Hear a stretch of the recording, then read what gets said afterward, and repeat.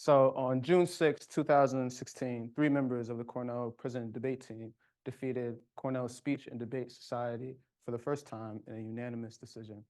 And clearly, there's no applause, so people are biased in this room about that, but all good. So now the connective thread between Auburn Correctional Facility and Cornell University is largely thanks to two professors, one, Dr. Weatherby and Mary Katzenstein. Started off as a volunteer program and then scaled with the help of a large donation from Doris Buffett into a degree granting program where professors, undergrad students, graduate students, politicians, policymakers would come in and teach courses to incarcerated learners across New York State. Right? Back to the debate. Now, this would typically be cause for celebration. I mean, defeating Cornell's debate society is no small feat, especially for a group of convicts, as some call them, with no access to the internet and terrible green clothing. So the celebration commenced about 5 hours later in the prison yard. Barbecue, drinks, etc. That lasted for about 20 minutes because two neighbors from the CPEP debate team were stabbed, and another was slashed across the face. This was preceded by a tower guard firing 3 live rounds into the crowd to stop the violence, of course, with more violence. We were ordered to lay on the ground motionless until they de-escalated the situation. And I remember laying there on my stomach, thinking to myself, I was just 2 courses away from graduating myself, and I had already witnessed up until that point numerous individuals who would get within a few courses short of graduating, be mysteriously transferred to another facility where there was no educational programming and there were no opportunities. And so I lay there till about 1 a.m. in the morning, not knowing when the next time I would see my professors. We had all become like family at that point, or when the subsequent lockdown, which was sure to happen, how long that would last. We had already experienced about 6 of them that year. I was one of the last individuals to be strip searched and questioned about my involvement in the altercation. I was cleared of any wrongdoing and allowed to return back to my cell, which was like safer than actually being in the previous situation. And I remember walking back to the cage, and there are guards lined up on each side of the corridor, the hallway, and the stairwell. And it was hard to fathom that we were just victorious that day because our situation was quite literally hopeless. We all felt defeated in the end. But about 4 months later, myself and 11 other incarcerated scholars would actually go on to earn that coveted associate's degree from the Cornell Prison Education Program. But unfortunately, 6 of our classmates actually wouldn't make it to the event. Some of them were transferred, and some of them are still not sure what happened to them this day. Upon my own graduation, a number of Cornell professors, individuals who worked at CPEP, and the Cornell community at large would launch a campaign in the state of New York to advocate for my early release so that I could continue my educational journey. I was valedictorian that year, first Black valedictorian, the youngest graduate, and at that time, I also had the highest GPA in program history, and I really felt like Obama, like a young Obama. And although this is a celebratory moment for me, I think it's important to realize the millions, I mean, quite literally millions of human beings who are still incarcerated with no access to educational opportunity, basic human rights, which I'll explore later, and some of the legal protections that are afforded to most citizens. But obviously the campaign worked. And about 9 months, 8 months after graduating from CPEP, I would actually earn my freedom about 6 years early, and I would return to society. It was August 3rd, 2017, a day before Obama's birthday, so now you know the connection is there. And I would join nearly 650,000 individuals who are returning to society from some form of incarceration. That's more than the entire state population of Wyoming, the place where Ye recorded one of his best albums, Hot Take. And that may seem counterintuitive if it weren't for the fact that America houses upwards of 25% of the world's prison population, despite only accounting for about 5% of the global population, right? Staggering. What that meant for me as a 25-year-old young Black male, I was younger then, more beautiful, smarter. Time has passed. But what that meant for me is I would join nearly 77 million Americans with some form of a criminal conviction or arrest history, and that proverbial scarlet letter would follow me throughout my journey. It would prevent me from accessing housing opportunities, employment opportunities, getting a driver's license. So thank God for Uber. I also would be prevented from talking to any of my family members who have been justice impacted or are currently incarcerated, or even visiting my child who lived in a different county. And you can imagine all of those barriers. I was well on my way to becoming another statistic, part of the 52% of citizens who recidivate within 3 years. But as fate would have it, J status appeared in my life. And I was one of the 4% of applicants accepted into Stanford University on a full academic scholarship, just 9 months after being released from prison. And although my grandfather, he would be a little disappointed because I didn't go to Harvard, you know, this still marked like a turning point for my life, for my family, and for the communities that have believed in me from the very beginning. For certain communities, access to opportunity and privilege are inherited, right? I think it's safe to say that education is one of the most secure pathways to economic and social mobility. We see the same like mobility phenomena happening in the reverse fashion for certain communities that have been disenfranchised or discriminated against. And in a quite morbid and dark sense, these inheritances are that individuals, you know, who are African American would experience a higher arrest rate, that they would comprise 40% of the prison population, despite only accounting for 12% of the US population. And for the legacy children of slavery, 1 in 9 African American children would have an incarcerated parent. Right? By the age of 15, I had experienced all the above, right? Had been arrested multiple times, got thrown out of all my honors classes. I didn't make it to AP classes, unfortunately. And then at 15, found myself being charged as an adult facing 8 to 25 years in state prison. And this may seem, again, like counterintuitive, but over 45% of the youth who are transferred to adult courts are Black and brown. And I was Black then. I still feel like I'm very much Black. Some, you know, some say I'm just Black. Very strange.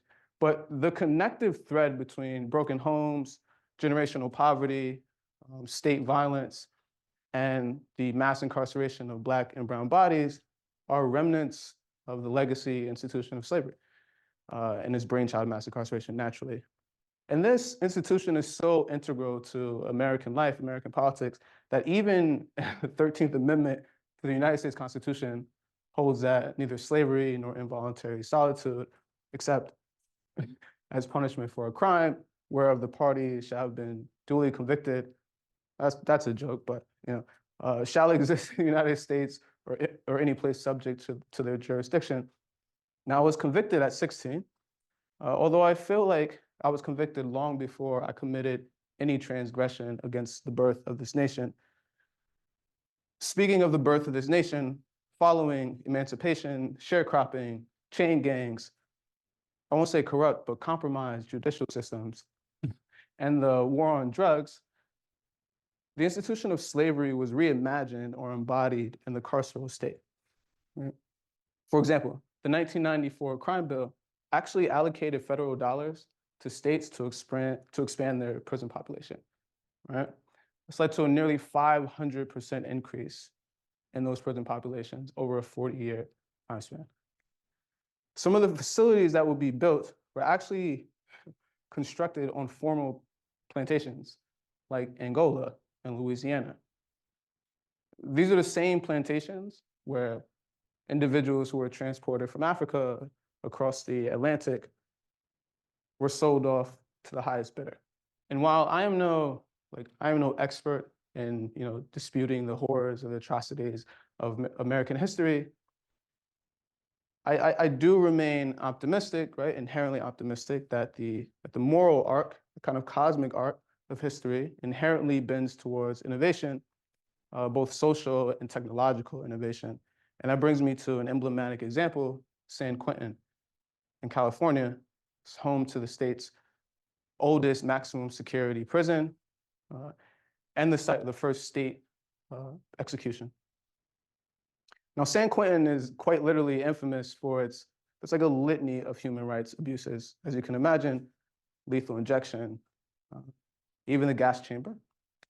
And what you're going to see above is a situation of overcrowding to such a degree that the facility was unable to provide adequate mental and medical health to the population. This prompted a lawsuit against the state of California for cruel and unusual punishment, right? So violating the 8th Amendment rights of incarcerated individuals.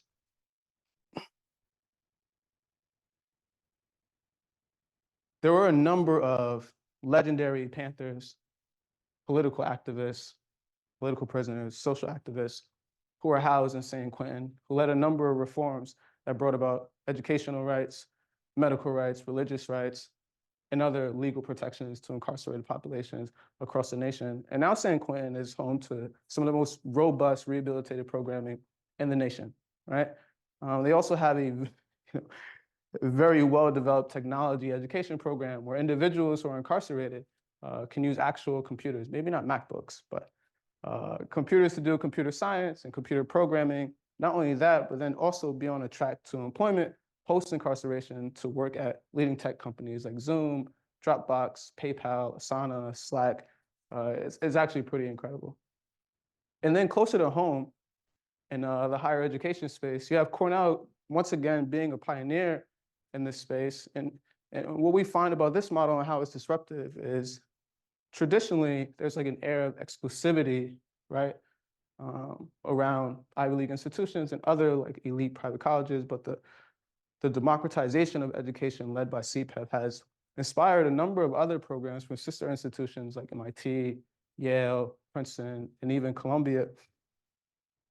In addition to that, there are a number of junior colleges that are partnering together to provide educational pathways for incarcerated learners, all for free, that we're building the solutions that kind of will disrupt the space. So I spoke about some of the disruption happening in the higher education space, right? But there's a larger industry, right, that is yet to be disrupted, and that is what legendary political activists and a number of Panthers call the prison industrial complex.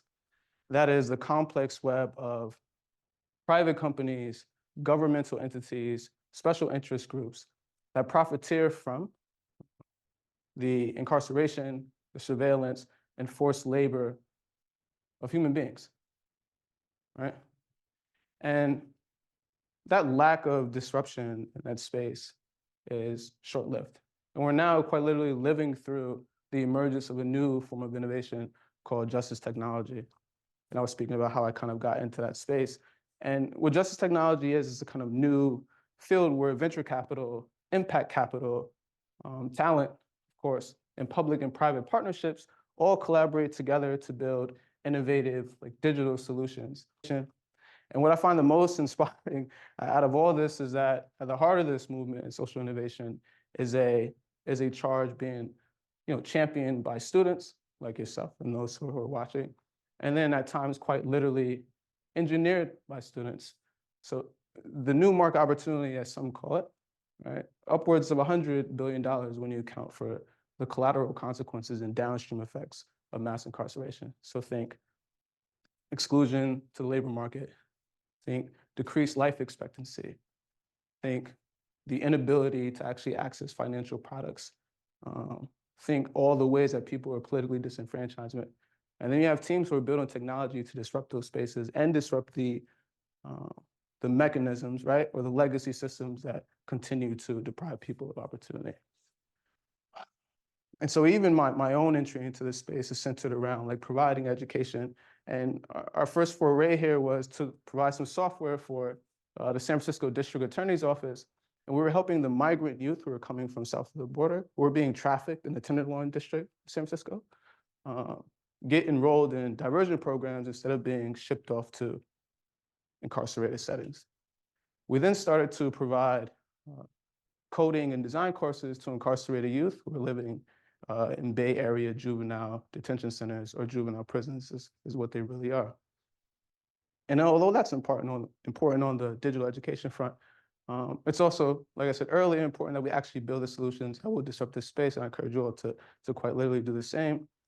And so during my graduate career, I had co-founded an organization called RESME with an explicit purpose to help in the social and economic mobility of individuals who have been impacted by the criminal justice system. And we did that through specialized recruiting, professional development, access to work-life services, and then a host of other like online digital like identity management services across all device types, including prison tablets. And then at Cornell, Universities, a criminal justice and employment initiative, we're building compliance software to help employers make more informed and data-driven hiring decisions. Make sure that they're in compliance with existing or upcoming fair chance policy and legislation. And then also to remove some of the barriers to employment that are happening for just impacted communities by way of algorithmic bias, background checks, and other forms of Jim code. And as I reflect upon my own journey, I can't help but feel on a visceral level how interconnected my life is to the millions of individuals who are continuously held back, right, through no fault of their own. At times, I even feel my own newfound privilege or success, whatever you want to call it, is unworthy of celebration or indulgence as long as there are still millions of people who are negatively impacted by the criminal justice system and mass incarceration. I know I am unable to do that alone, right, or see change in this lifetime, especially without an abundance of human and financial capital, the force multiplier of technology as an instrument for social good, and a deep sense of moral urgency. So I now turn it over to you all, not as a way to absolve myself of my own moral obligation or my duty to this world, but rather to collaborate and find ways to strategize around ideas that will bring about the kind of social and technical innovation to create a better future that I think is quite literally around the corner.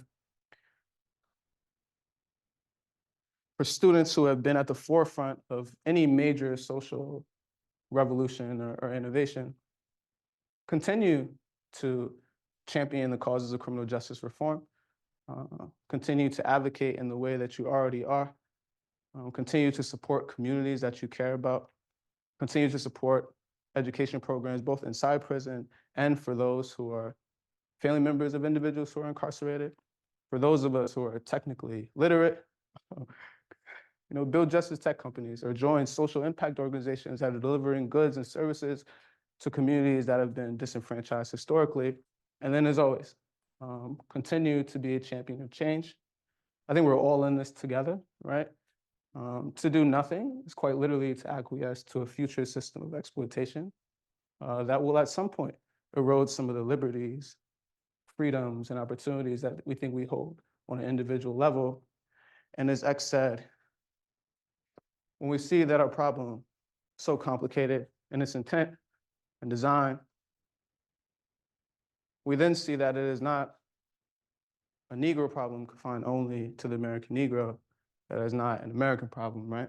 Confined only to America. And I implore you all to realize that is a problem for humanity. Thank you all. Free to guys.